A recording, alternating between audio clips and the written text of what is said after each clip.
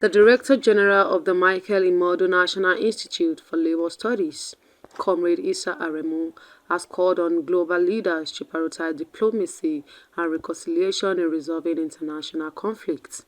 He cautioned that abandoning dialogue could push the world closer to catastrophic wars.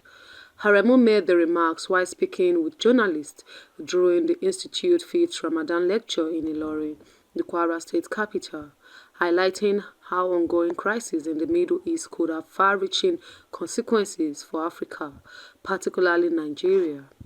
Comrade Aremu stressed that the unfolding events in the Middle East underscore the need for patient diplomacy rather than retaliatory policies, emphasizing that restraint and negotiation often achieve more sustainable peace than military action. Dialogue, negotiation, compromises at the best for the nation and for the world as a whole. So I think I want to say here that the world should learn lessons from the way Africans have tried to engage with big powers over contentious issues. Or the other way around, no lesson from Middle East for Africa. No lesson. Because eye for an eye, we all become blind. And you know, the world is becoming blind in the Middle East. It's war of attrition. I think it's time to tell the leaders of the world that they must return back to, they must offer leadership when it comes to governance.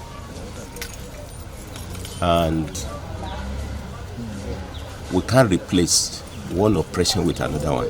So I think what I want to say here is that we should return to diplomacy. And we have to reinvent United Nations, because United Nations was created after the Second World War to prevent this madness. But now we're back to it. Survival of the wicked, of the fittest, of the wicked, you know, without even justification. So I think we have to, what I want to say is that no lesson from that place for Africa. On the other contrary, they must learn from Africa. At the same event, guest lecturer Professor Abdulrazak Alaru, a professor of Islamic law at the University of Ilorin, drew attention to Nigeria's rising insecurity, linking it to the neglect of orphans. He warned that many vulnerable children, if unsupported, are at risk of turning to crime, perpetuating the nation's cycle of insecurity. One, that if we fail to heed the divine call of taking care of orphans, there are consequences for that. And one of those consequences is, like I said in the lecture, that some of those we call bandits, kidnappers today, the reality is that they are wasted orphans of Nigeria. They are wasted orphans. And I cited an instance of that real life scenario. So my advice to Nigerians is to look at that direction. Like I did say in the lecture, nobody has immunity of not becoming bereaved.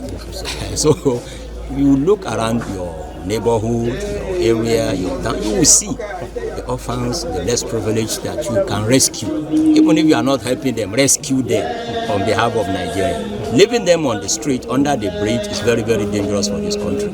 And beyond that, the reward from Almighty. Professor Olaro's key message resonated strongly.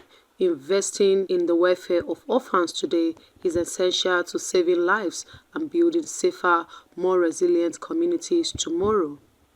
Abiodun Oluwatuyi reporting for Curious Television News. This is Curious Television, a professional online-based television committed to promoting truth, balanced and objective reportage without fear. Please like, share and subscribe to our YouTube and Facebook channels. Curious Television, fearless pursuit of truth.